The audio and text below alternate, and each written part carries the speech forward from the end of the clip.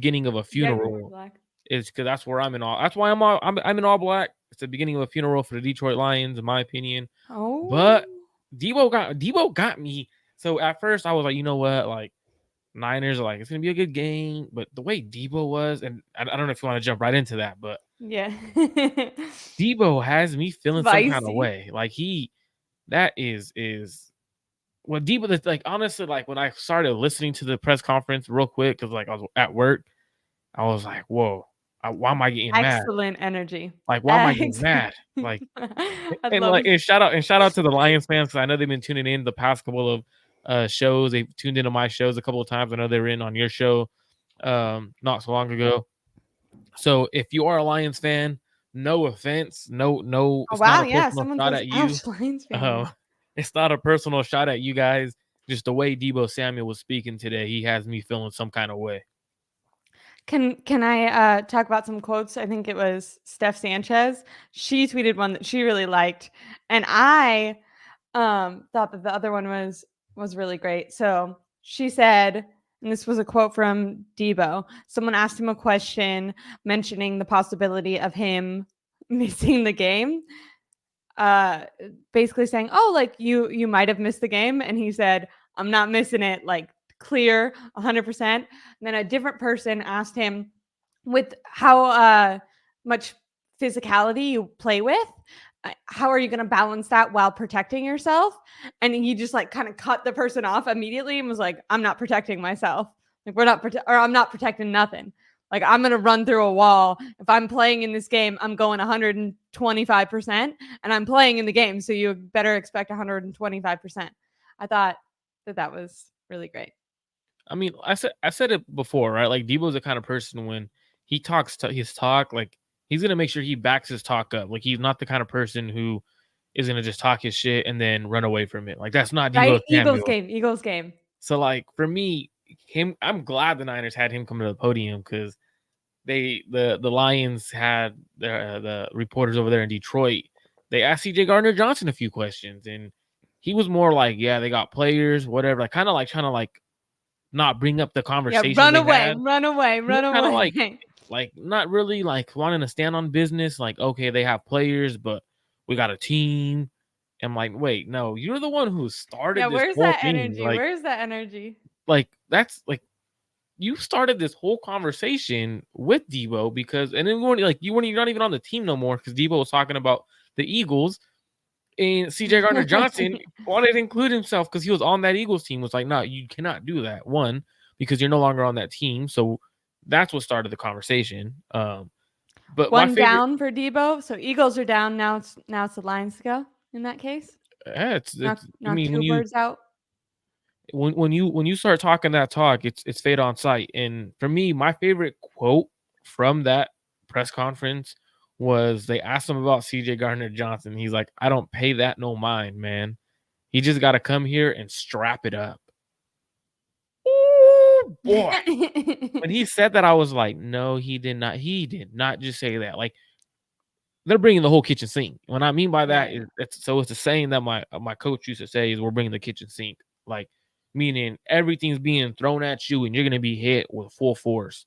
And for me, Deebo Samuel playing against the Detroit Lions makes the 49ers game plan even better.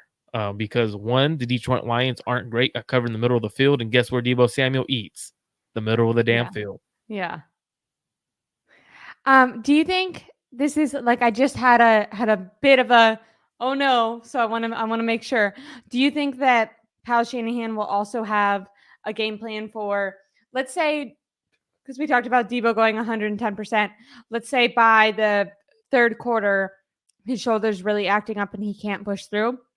I don't anticipate that. They'll probably give him medicine before the game and during halftime.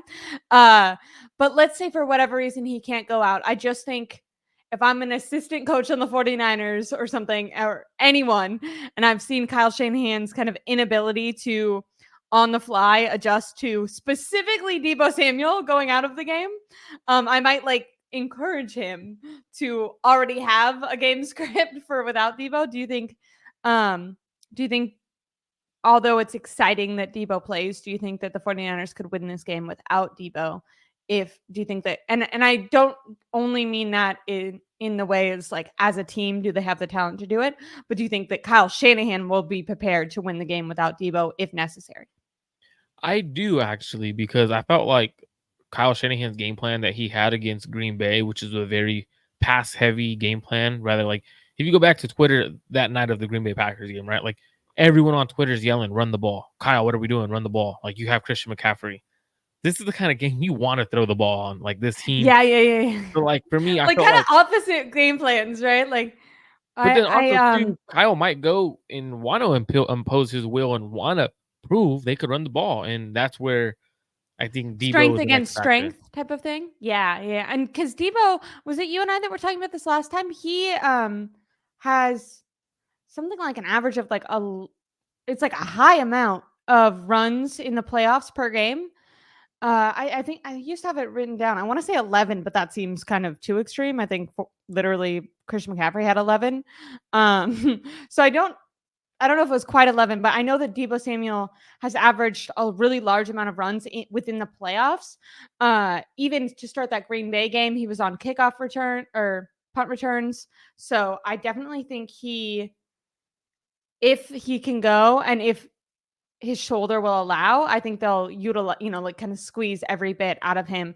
And I see what you're saying. Like, so the Rams haven't allowed a 70-yard rusher so far in the last 12 games, I think it is. And then Christian McCaffrey, on the other hand, hasn't rushed for under 70 yards in the last 12 games. So I am kind of interested if Kyle Shanahan's game plan will be to rely on the pass more, because I think they are 20. What are they? I have it written down. There's like 20 something in pass defense, but they're 27th in pass defense and ninth and really bad again, or really good, number one against the run. The run. So I do wonder if Kyle Shanahan will try to do strength on strength. Like, you might be good at stopping the run, but we're the best at rushing. I think you have to utilize some of that to open up the pass, especially within their scheme.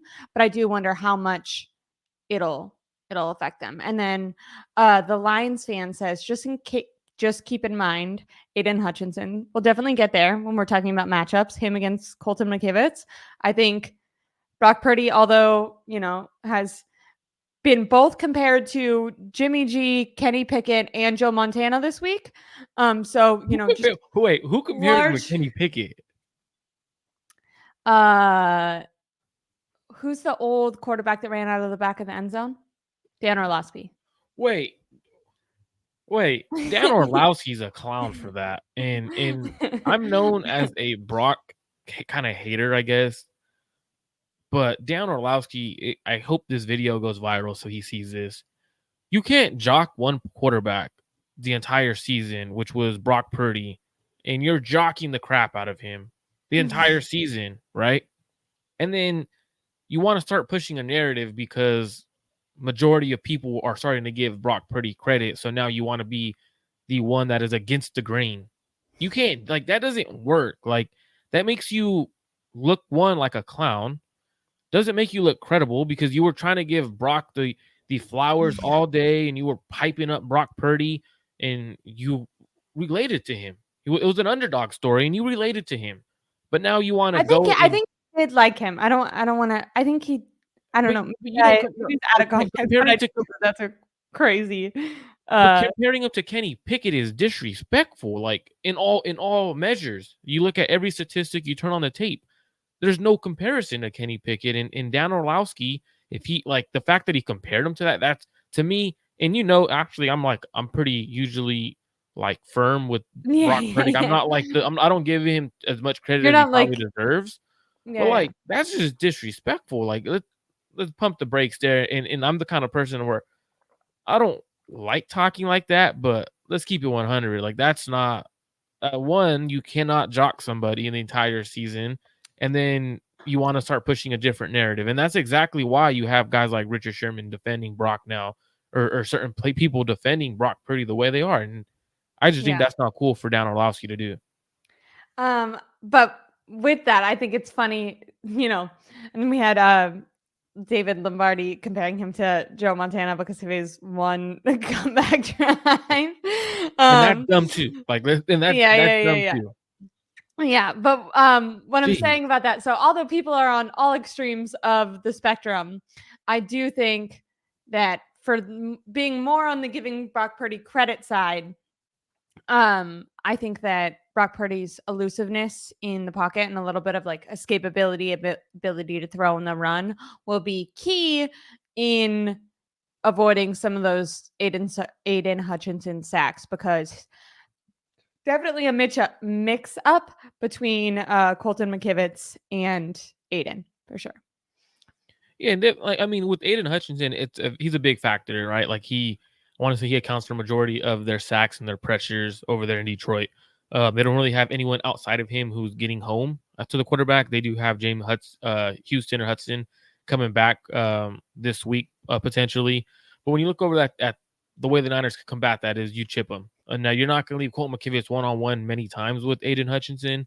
Aiden Hutchinson has a motor like no other.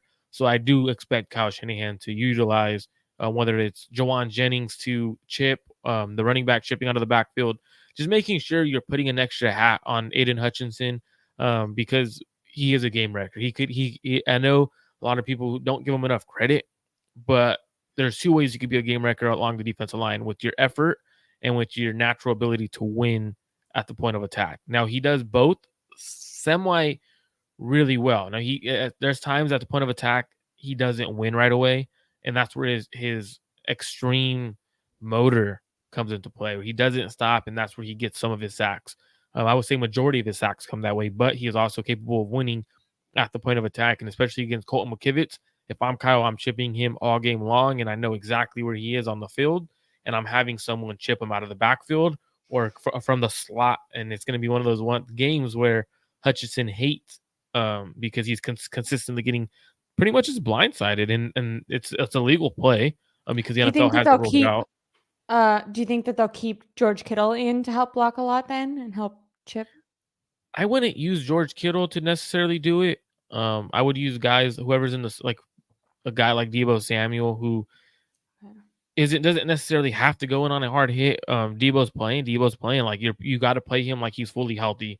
Yeah. Jawan Jennings is a guy who I'm using to chip every single play, and I'm telling Jawan Jennings, you're gonna hit if he's right, he's lined up, you're chipping him. Juice is also a very good chipper. Jawan Jennings, I feel like the effort and he like loses his mind on the field. Certain football players, do you ever get this? Like certain football players maybe want the notoriety, and really like the game and all that, and then and maybe it's like more of a sport and fun, or even though like a career, you can tell like, oh, I grew up, doing this and I like it. And then certain football players, you're like, this is like an old school, like this guy like wanted to be able to hit someone, like they wanted to be able to like kill someone for a living. Jawan Jennings gives me that vibe. Like he likes to, for lack of better words, like fuck people up. Like he And isn't out there to like play nice and run pretty routes. He wants to kill you. he lives by a mentality that I had a coach one time. He was like, "Who doesn't love playing football? Who doesn't love to fucking hit?" Huh? He's like, and he's an old school coach, and he was like, "Yeah, football is one of the only sports you hit someone that's harder you can want, and you can't get arrested for it." And I was just like, and that's why I'm like, "You was goddamn right. Hey, let's go hit." Like, so that's definitely Jawan Jennings. He This lives is by that why mentality. this is why it's good not a boy. I played I played soccer for a little bit growing up, and you have to like hit the ball on your head. And I would like, I'd be like, no, like, no. They'd be like, Ashley, it was like right to you. I'd be like, but it's gonna hurt my head.